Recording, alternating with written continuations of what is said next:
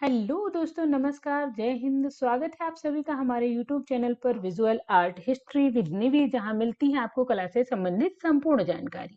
तो चाहे वह भारतीय कला की जानकारी हो या हो पाश्चात्य कला की जानकारी या हो मूर्ति कला की जानकारी, अगर आप कोई प्रतियोगी परीक्षा की तैयारी कर रहे हैं जो कि कला से संबंधित है, तो यह वीडियो होने वाली है आपके लिए बहुत ही खास, क्योंकि आज की वीडियो हमने बनाई है मौर्य काल की मूर्ति कला पर।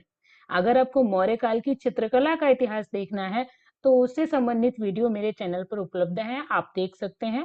इस मौर्य काल की कला को या मूर्ति कला को मैंने दो भागों में विभाजित कर दिया, क्योंकि अगर एक ही वीडियो बना रही थी तो बहुत लंबी हो रही थी, तो पार्ट 1 और पार्ट 2 करके मैं आपको पूरी वीडियो उपलब्ध करा दूंगी। मैं ये नहीं चाहती ना कि आपको आधी अधूरी जानकारी दूं या बहुत सारी महत्वपूर्ण जानकारियां छोड़कर आपको शॉर्ट में मैं वो चीजें बता दूं जो शायद कम आए या वो चीजें छूट जाएं जो आपकी परीक्षा में आने वाली है। इसलिए मैंने इस वीडियो को दो भागों में बांटा है। तो आज एक वीडियो, अगली वीडियो अगले दिन मिलेगी आपको। और हाँ, अगर आप तैयारी कर रहे हैं या सच में सफल होना चाहते हैं तो वीडियो अंत तक देखिएगा। इसमें सारी चीजें मैंने समाहित की हैं जो मौर्य काल की मूर्तिकला की विशेषताएं हैं। खास करके आज की वीडियो में मैं आपको मूर्तिकला में स्तंभलेख और शिलालेखों के विषय में बताने वाली हूँ जो मौर्य काल में बने हुए थे। तो चलिए शुरू करते हैं आज की वीडियो को। मौर्यकालीन कला मतलब मौर्य शासकों के समय की कला। सम्राट चंद्रगुप्त से शुरू होता है मौर्य काल और आगे हमारे विभिन्न राजाओं में 184 ईस्वी तक मौर्य ईस्वी पूर्व तक मौर्य काल चला।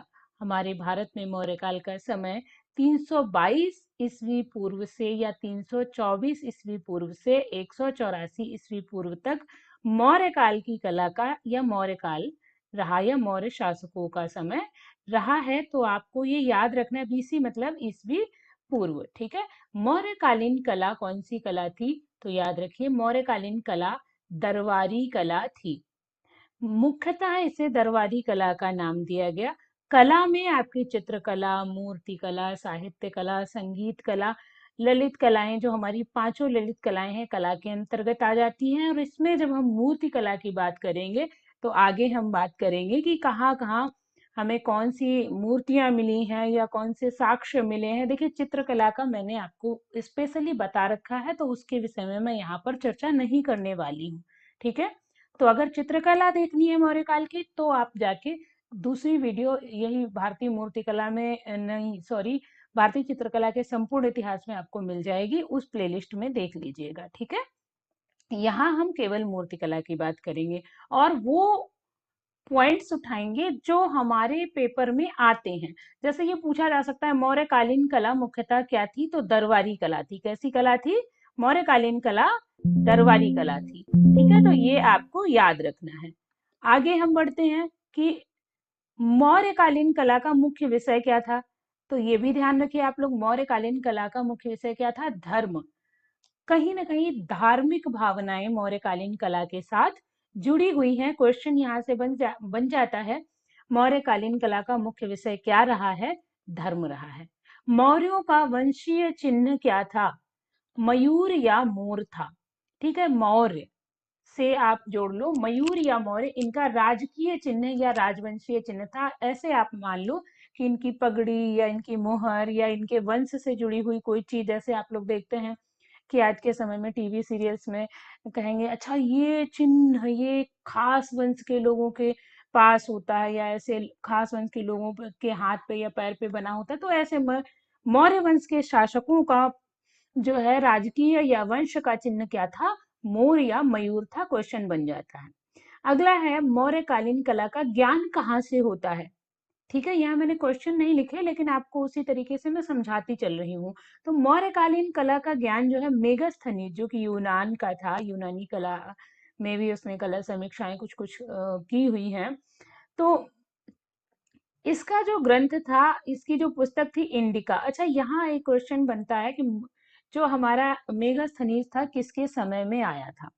क्वेश्चन आपसे पूछते हैं, चलो आप बताओ, मेगस्थनीज किसके समय में आया था? तो यहाँ याद रखना बिल्कुल सही, चंद्रगुप्त के समय। किसके समय? चंद्रगुप्त मौर्य के समय। तो ये चंद्रगुप्त मौर्य के समय आया, और चाणक्य के यहाँ रहा था उनके साथ कुछ समय तक। तो उसने एक पुस्तक लिखी, इंडिका, जिसमें उसने मौर्य काल की कला का, वहाँ के स्तंभों का, वहाँ के भवनों का, वहाँ के जो प्राचीर थे, जो हम कह सकते हैं राजभवन थे, उनका वर्णन किया है। तो वहां से पता चलता है हमें मौर्यकालीन कला के विषय में। और मौर्यकालीन कला में सबसे बड़ा योगदान, अगर हम कहें सबसे अच्छी कला जिसके समय में रही है, तो हमारे अशोक के समय में मूर्ति कला का बहुत अच्छा विस्तार मिलता है। हालांकि चंद्रगुप्त मौर्य के समय में भी कला को एक अच्छा प्रोत्साहन मिला। ठीक है। सिंधु सभ्यता के बाद पहली बार कला अभिव्यक्ति के लिए प्रस्तर माध्यम, यहाँ प्रस्तुत हो गया है, माफ करना, प्रस्तर, ठीक है, प्रस्तर माध्यम का प्रयोग मौर्य काल में हुआ। सिंधु सभ्यता में हमें वेयर्ड मैन मिलता है ना, और अलग अलग मूर्तियां मिलती हैं, वो प्रस्तर की हैं। नर्तकी छोड़ के जो अन्य मूर्तियां हैं वो प्रस्तर की हैं। और सिंधु सभ्यता के बाद इधर हमें मौर्य काल में पत्थर की मूर्तियों को देखने मिलता है, या मूर्तियां हमें देखने को मिलती हैं हमारे प्राप्त में, या हमारे समक्ष आती हैं। जैसे ये अशोक स्तंभ है, इसमें पशुओं की मूर्तियां हैं, लेकिन है तो पत्थर की। तो अगर कला का माध्यम या अभिव्यक्ति का माध्यम सिंधु सभ्यता के बाद कहाँ चुना गया, तो मौर्य काल में चुना गया, याद रखिएगा। ठीक है। अच्छा चलो, यहाँ पर मैं पूछती हूँ, भारतीय कला का स्वर्ण काल किसे कहा जाता है? ठीक है, बताओ आप लोग, भारतीय कला का स्वर्ण काल किसे कहा जाता है, बताइए। अगला पॉइंट है, मौर्यकालीन कला को दो भागों में बांटा गया। मौर्य काल में जो कला थी, जिसको अगर हम समीक्षा की दृष्टि से देखें तो दो भागों में बांटा गया। एक तो राजकीय या दरबारी कला। दरबारी कला में, मूर्ति कला में क्या क्या आता है? राजप्रासाद, जिनमें राजा रहते थे, स्तूप, कुछ भवन, वो सब किसमें आते हैं? ये सब, या प्राचीर, ये सब दरबारी कला के अंतर्गत आते हैं। इनमें जो काम किया, और लोक कला में जैसे यक्ष यक्षिणी की मूर्तियां हो गई, है ना, मिट्टी की मूर्तियां हो गई, कुछ पत्थर की मूर्तियां हो गई, ये सब मूर्तियां जो है लोक कला के अंतर्गत आती हैं। सीधी सी बात, जो राजाओं के द्वारा या राजाओं के मन के मुताबिक काम किया गया, वो दरबारी कला। और जो लोगों ने अपने आनंद के लिए, अपनी रुचि को निखारने के लिए काम किया, वो लोक कला के अंतर्गत आता है। अब हमें मौर्यकालीन कला के साक्ष्य कैसे प्राप्त होते हैं? तो अभिलेखों से मिलते हैं, है ना, अभिलेखों से, कुछ प्रसाद कहते हैं भवनों को, कुछ भवनों से, अलग अलग चीजों से मिले। तो मौर्यकालीन जो अभिलेख है, इनमें सबसे महत्वपूर्ण क्या है? मौर्यकालीन अभिलेख है। मैं मूर्तिकला की बात करते चल रही हूँ, तो यहाँ पर चित्रकला का उल्लेख मैं ज्यादा नहीं कर रही हूँ, मैं बार बार यही चीज कह रही हूँ, ध्यान रखिएगा। पूछा जा सकता है, मौर्यकालीन अभिलेखों को कितने प्रकार के थे, या कितने भागों में बांटा गया? मौर्यकालीन अभिलेख कितने प्रकार के थे? तो नंबर 1 शिलालेख, नंबर 2 स्तंभ लेख, नंबर 2 गुहालेख। गुहालेख मतलब गुफाओं में जो लेख लिखे गए। आगे जब आप पढ़ेंगे तो गुफाओं में भी कुछ लेख हमें प्राप्त होते हैं। तो गुफा लेख या गुहा लेख जो हैं, तो कितने प्रकार के अभिलेख थे, या मौर्यकालीन अभिलेख कितने प्रकार के होते थे? 3 प्रकार के होते थे, शिलालेख, स्तंभ लेख, गुहालेख। अब इनमें आपको ऑप्शन दिया जा सकता है, इनमें से कौन सा नहीं था, तो जो भी चौथा ऑप्शन होगा वो नहीं होगा। ठीक है। शिलालेख हमें कितने प्राप्त हुए हैं? कुल 14 शिलालेख प्राप्त हुए हैं। ठीक है। कितने स्थानों से प्राप्त हुए हैं? तो 8 स्थानों से प्राप्त हुए हैं। प्रश्न आ सकता है, मौर्यकालीन शिलालेख कुल कितने हैं, या शिलालेखों की संख्या कितनी है? तो कुल 14 शिलालेखों की संख्या है। कितने स्थानों से प्राप्त हुआ है? तो 8 स्थानों से प्राप्त हुआ है, याद रखना। ठीक है। आज 8 स्थानों से शिलालेख प्राप्त हुए। मैं शिलालेखों की बात कर रही हूँ, तीनों लेखों की नहीं, ध्यान रखिएगा। शिलालेख जो थे 4 लिपियों में लिखे गए हैं। कितनी लिपियों में लिखे गए हैं? 4 लिपियों में लिखे गए हैं। या पूछ ले कि मौर्यकालीन शिलालेख कितनी लिपियों में लिखे गए हैं, सबकी बात हो रही, कोई ऐसा नहीं कि एक ही शिलालेख में 4 लिपियां हैं, ऐसा नहीं है। केवल बात यह है कि जो शिलालेख हैं, भिन्न भिन्न शिलालेख हैं, सब पर अलग अलग लिपि है, जिसमें 4 हैं। कौन कौन सी? ब्राह्मी, खरोष्ठी, ग्रीक और अरेमाइक। ब्राह्मी, खरोष्ठी, ग्रीक और अरेमाइक, इन 4 लिपियों में क्या लिखे गए हैं? शिलालेख लिखे गए हैं।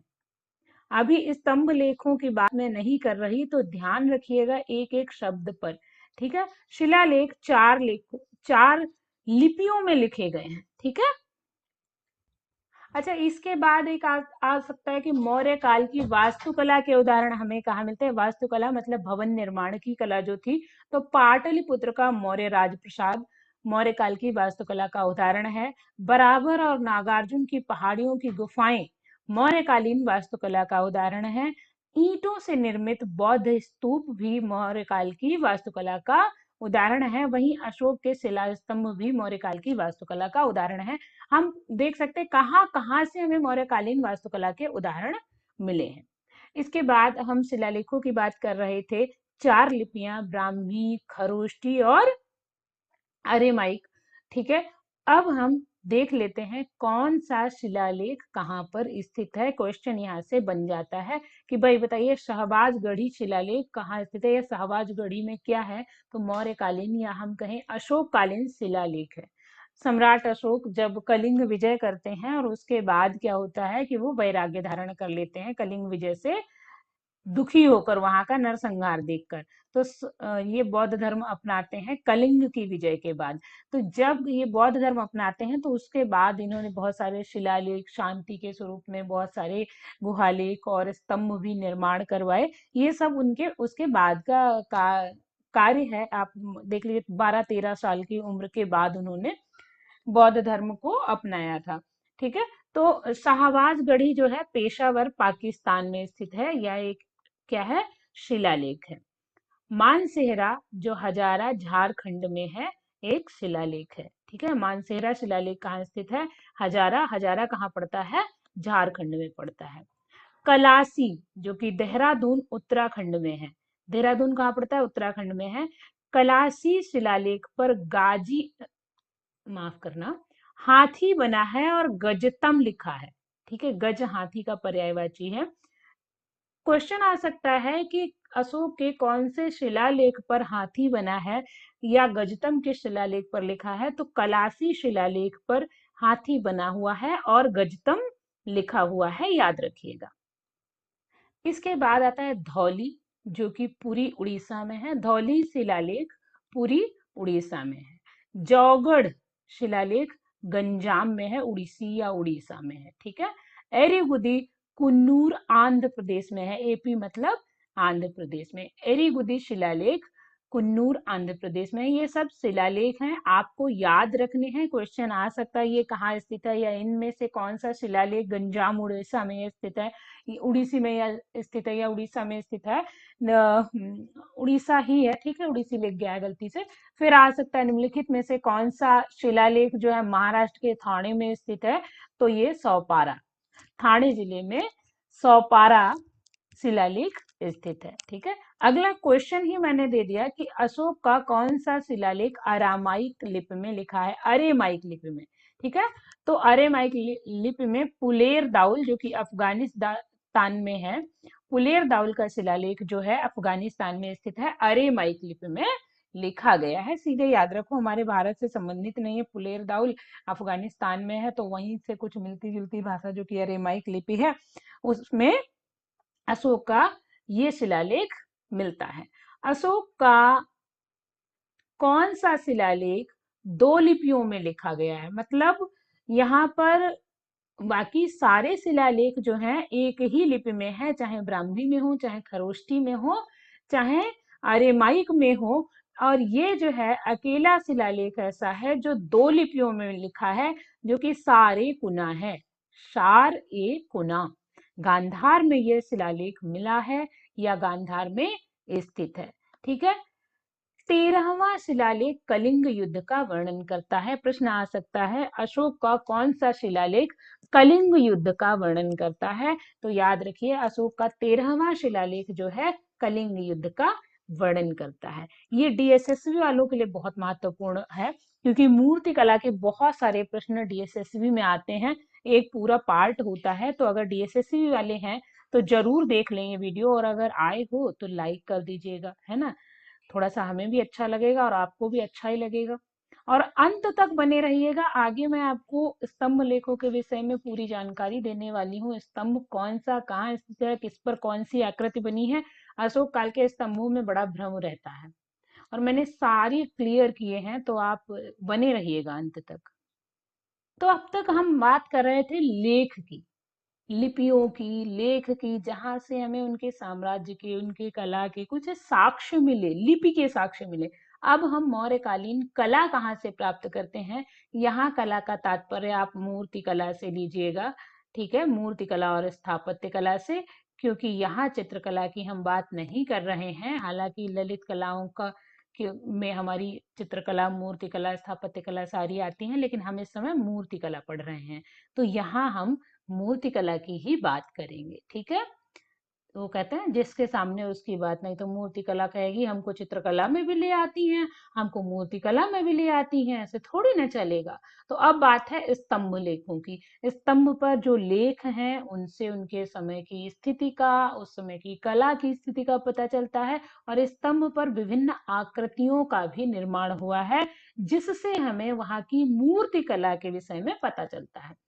कुल 17 स्तंभ लेख प्राप्त हुए हैं मौर्य काल में। कुल 17 स्तंभ लेख प्राप्त हुए, जिसमें से 7 प्रमुख हैं या 7 मोस्ट इंपॉर्टेंट हैं। 7 जो हैं प्रमुख हैं, और ये स्तंभ लेख 6 स्थानों से प्राप्त हुए हैं। कितने स्थानों से प्राप्त हुए हैं?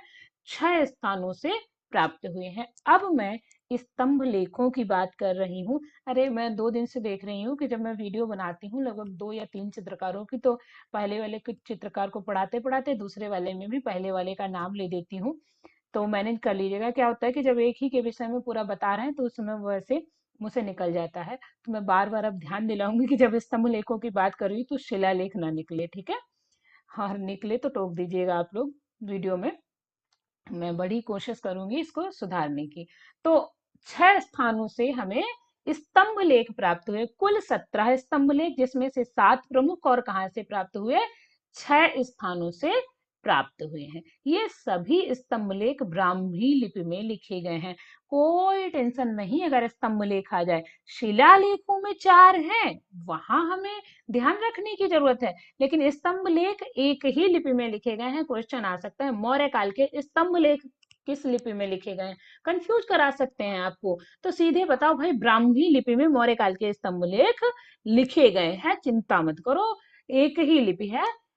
कौन सी? ब्राह्मी लिपि, ठीक है।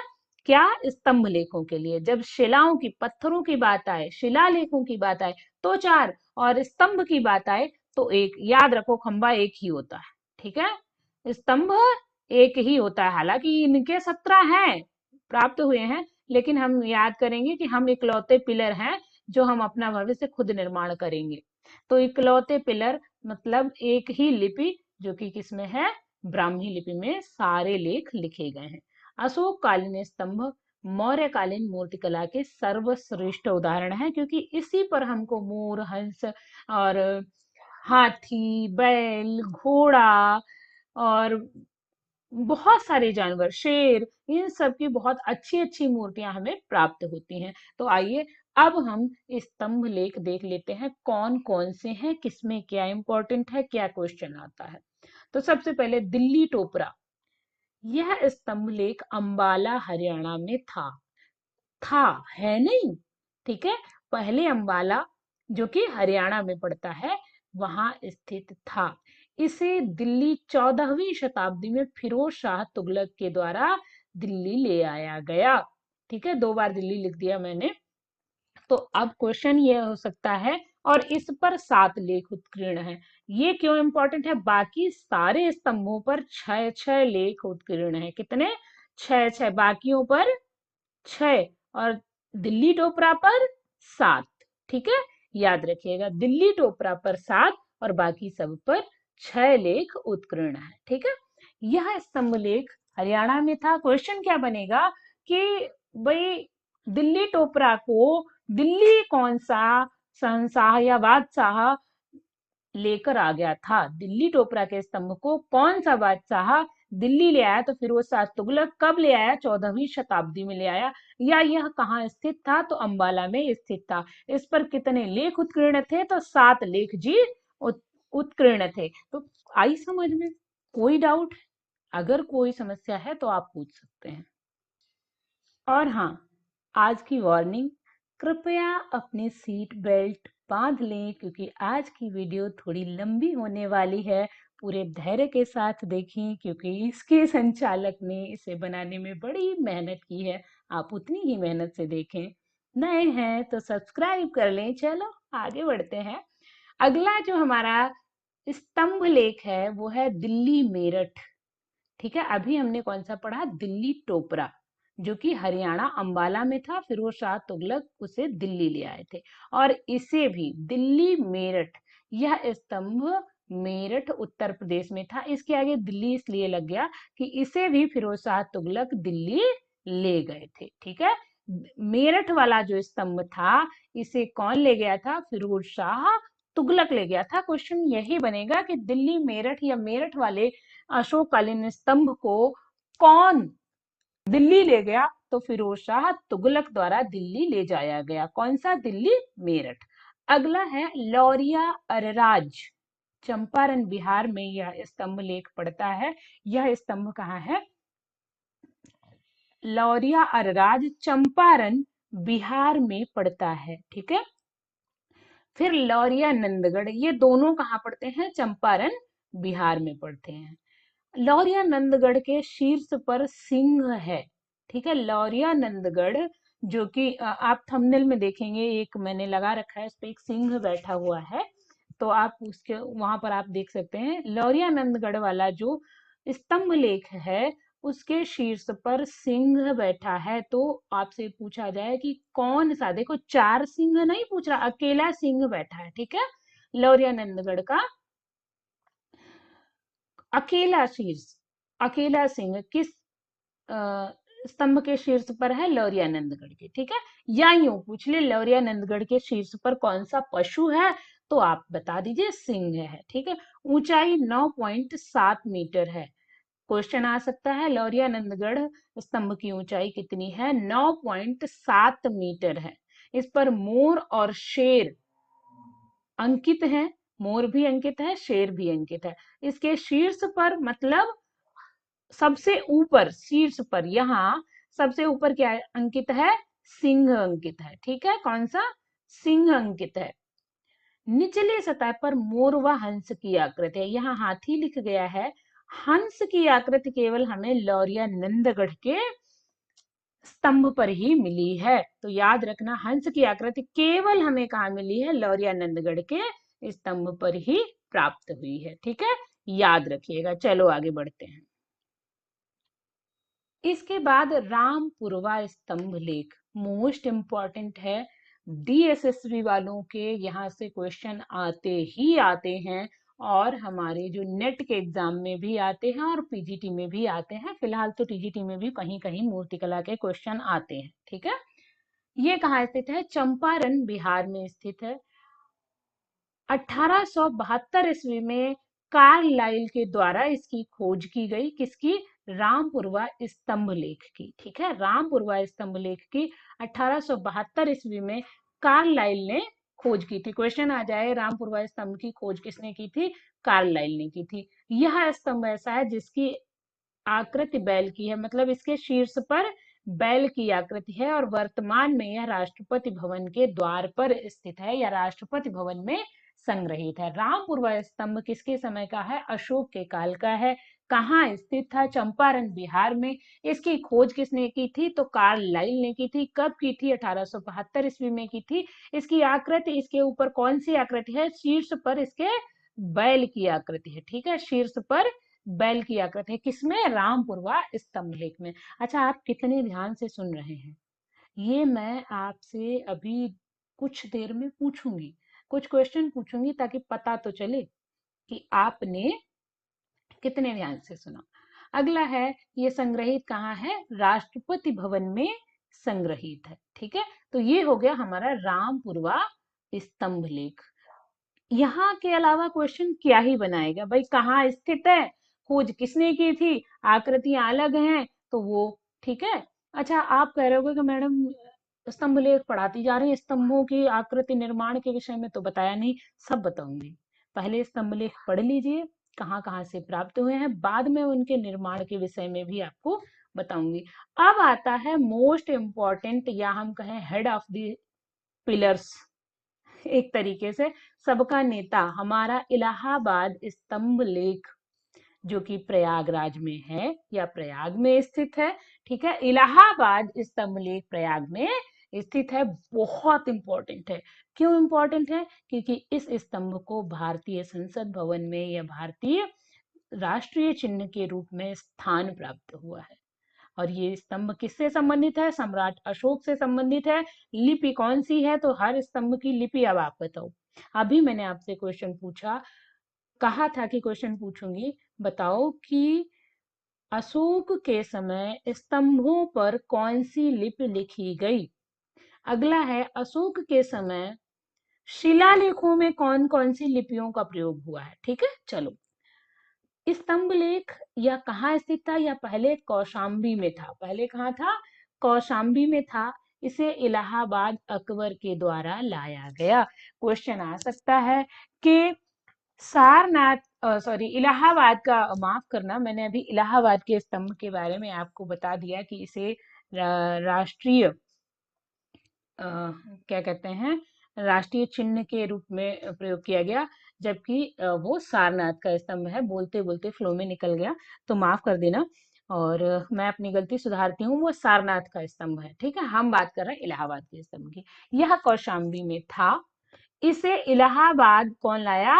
अकबर के द्वारा इसे लाया गया। इसका पूरा लेख सर्वप्रथम अशोक ने लिखवाया था, बाद में समुद्रगुप्त ने, फिर जहांगीर ने और बीरबल ने भी इस पर लेख लिखवाए हैं। भाई, इस पर सब ने मिलकर लेख लिखवाए हैं। ठीक है, किसने किसने लेख लिखवाए हैं? अशोक ने। सबसे पहले तो अशोक ने लिखवाया, क्योंकि जो है उन्होंने बनवाया ही था।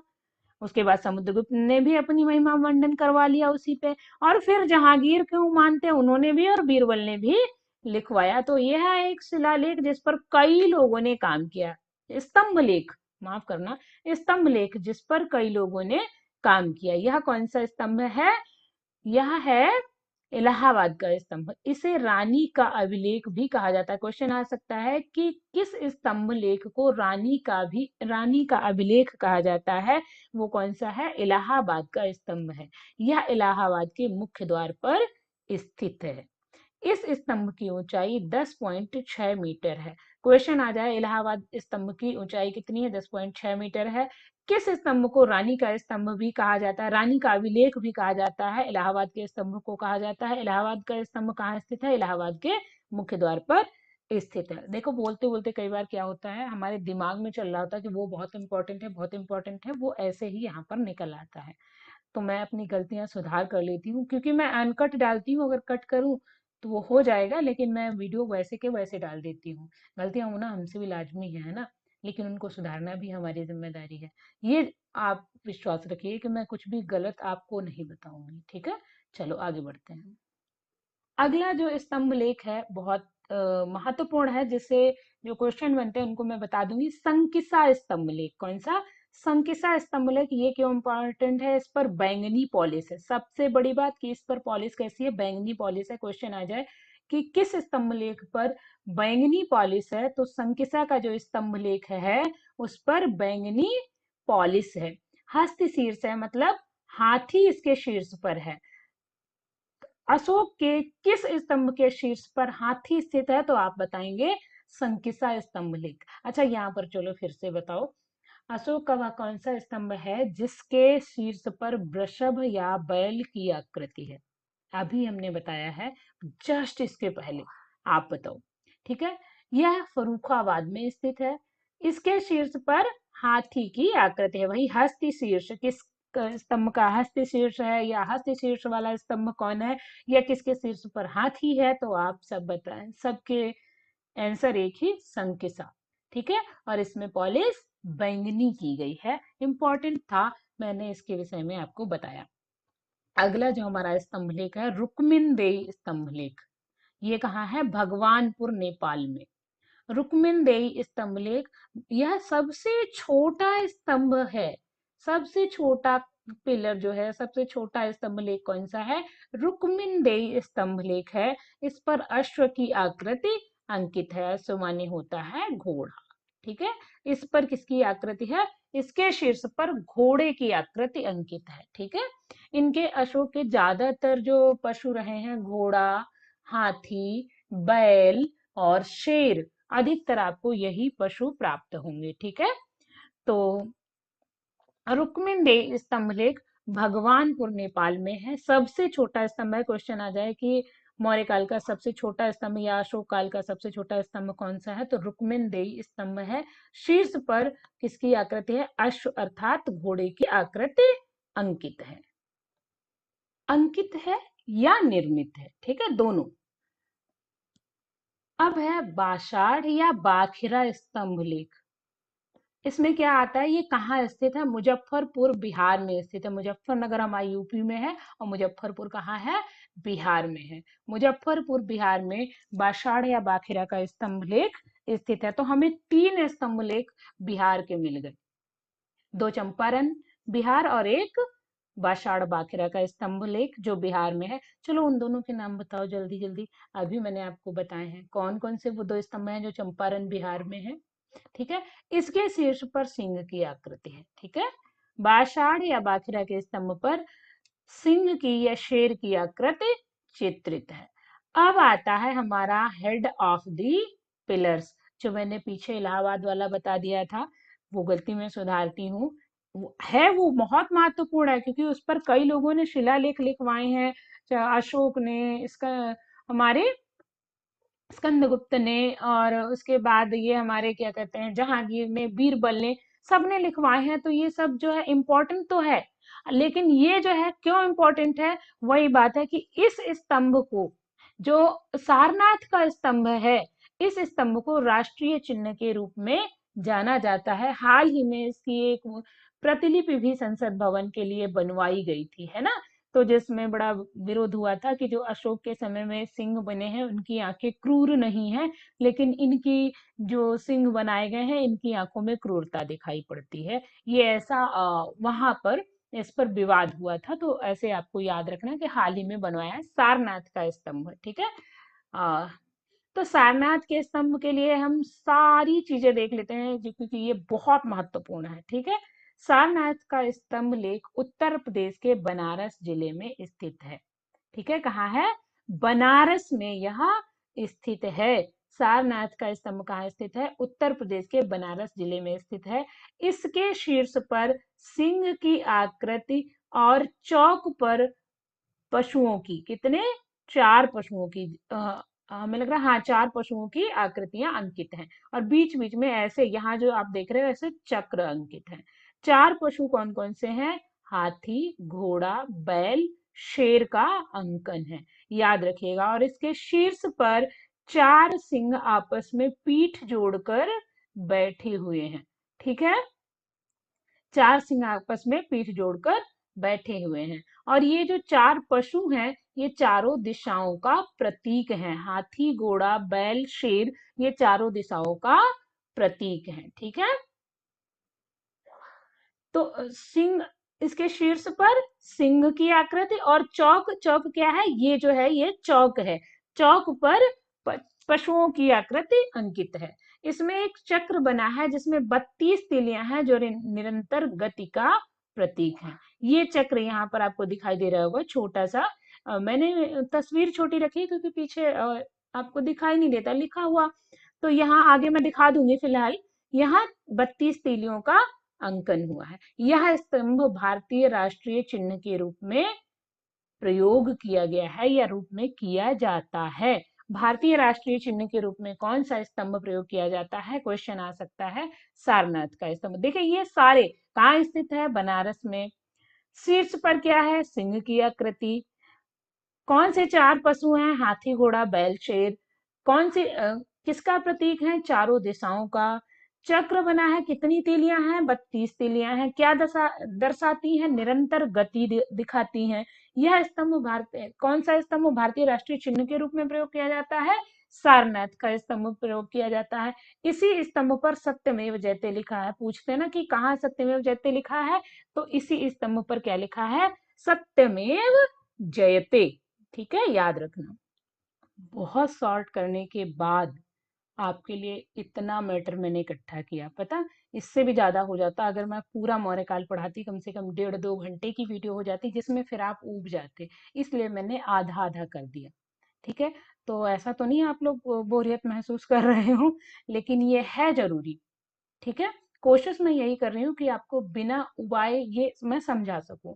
फिर ये आता है, सारनाथ का स्तंभ भगवान बुद्ध के प्रथम धर्मोपदेश के स्मारक के रूप में 242 ईस्वी से 284 ईस्वी के मध्य बनकर तैयार हुआ। किसने करवाया भाई, अशोक ने करवाया।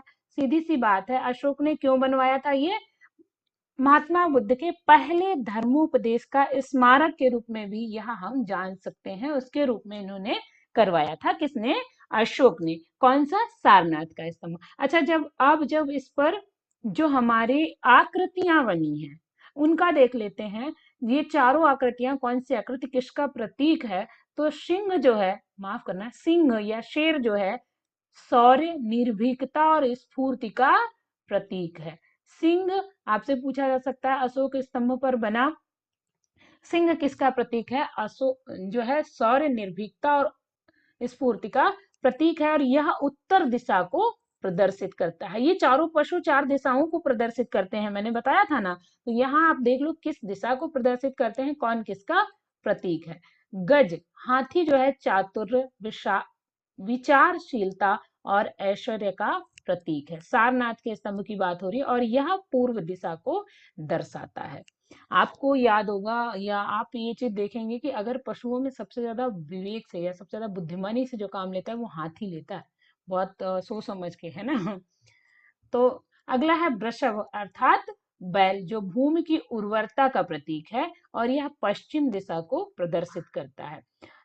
चौथा है अश्व, जो राज्य के विस्तार का प्रतीक है और दक्षिण दिशा को प्रदर्शित करता है। ये चारों पशु जो हैं सम्राट अशोक के जो सारनाथ का स्तंभ है उसकी चौकी पर बने हुए हैं और 4 दिशाओं का, 4 चीजों का जो है प्रतीक है, उनके राज्य की समृद्धि का प्रतीक है। ठीक है, हाथी तथा बैल जो है ये आर्यों के प्रिय पशु हुआ करते थे। आर्य जो भारत में आए थे उनके प्रिय पशु कौन थे, हाथी और बैल थे। इस स्तंभ में 4 सिंह चौकी के ऊपर चारों दिशाओं में मुंह किए हुए बैठे हैं और उनकी आंखों में कोई ऐसी क्रूरता या वो नहीं है, बड़ी हम सौम्य भी नहीं कह सकते, लेकिन अच्छी सी आंखें उन्होंने बनाई हैं। इन सिंहों के ऊपर एक विशाल धर्म चक्र रखा हुआ था जो अब टूट गया है। इस धर्म चक्र का व्यास 2 फीट 9 इंच था तथा इसमें 32 आरे, आरे मतलब तीलियां, क्या तीलियां। ठीक है,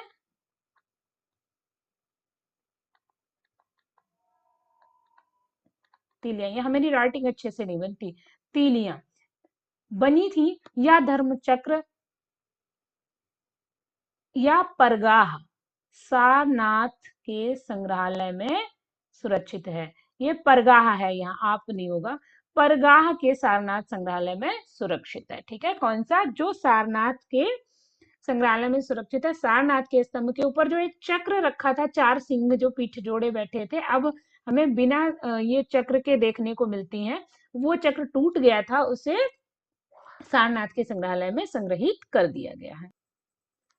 मौर्यकालीन स्तंभों की विशेषताएं हम देख लेते हैं। मौर्यकालीन स्तंभ एकाश्म है, ऊंचाई 40 से 50 फीट है। एकाश्म मतलब एक ही पत्थर से उत्कीर्ण है, ऐसा नहीं, पत्थरों को जोड़ा गया है और इनको जो है कहीं से इनमें कहीं ज्वाइंट नहीं है। इन्हें अगर स्थापित करना था तो एक मोटी चौकी पर एक निशान उन्हीं के नाप से लगाया गया और उसमें सेट किया गया है। ठीक है, मौर्यकालीन स्तंभ सभी सादे व ऊपर को पतले होते जाते हैं, बीच में कोई उत्कीर्णन या कुछ नहीं, बिल्कुल ऐसे पतले होते जाते हैं। नीचे जो ये चौकी है, ये वाली, यहाँ पर लिखावट है। ठीक है, स्तंभों का निर्माण चुनार के लाल बलुआ पत्थर या रेड सैंडस्टोन से हुआ है। मोस्ट इंपॉर्टेंट है, किससे हुआ है, चुनार के लाल बलुआ पत्थर से हुआ है।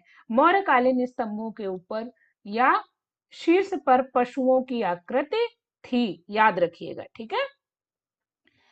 पूछा जाता है मौर्यकालीन स्तंभों के शीर्ष पर क्या था, तो पशुओं की आकृति थी। अगला क्वेश्चन बन सकता है, मौर्यकालीन स्तंभ कैसे थे और उन पर किसका प्रभाव था, तो ये गोलाकार चिकने थे और इन पर ईरानी प्रभाव था।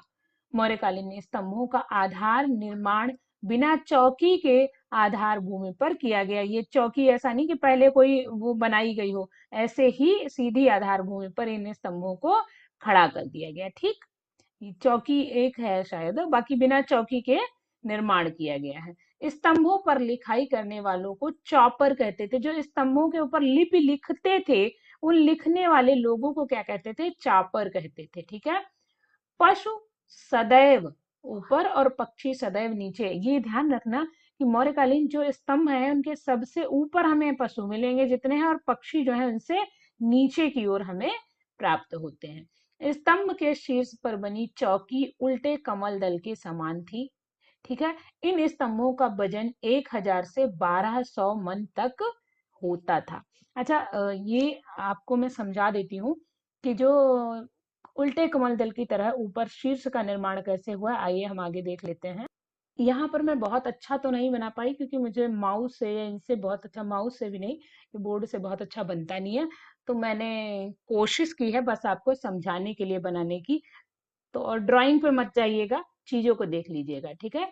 स्तंभ शीर्ष या उनके ऊपर के परगहे को 5 भागों में बांटा जा सकता है। क्वेश्चन आ सकता है कितने भागों में बांटा जा सकता है, 5 भागों में बांटा जा सकता है। परगाह किसे कहते थे, यहाँ ये चौकी है, यहां से लेके ये मेखला तक जो स्थान था उसे क्या कहते थे, परगाह कहते थे। जैसे कमल, मैंने कहा था उल्टे कमल की तरह, ये है कमल का जो बीच वाला भाग होता है जिसे क्या कहते हैं, डोंडी कहते हैं।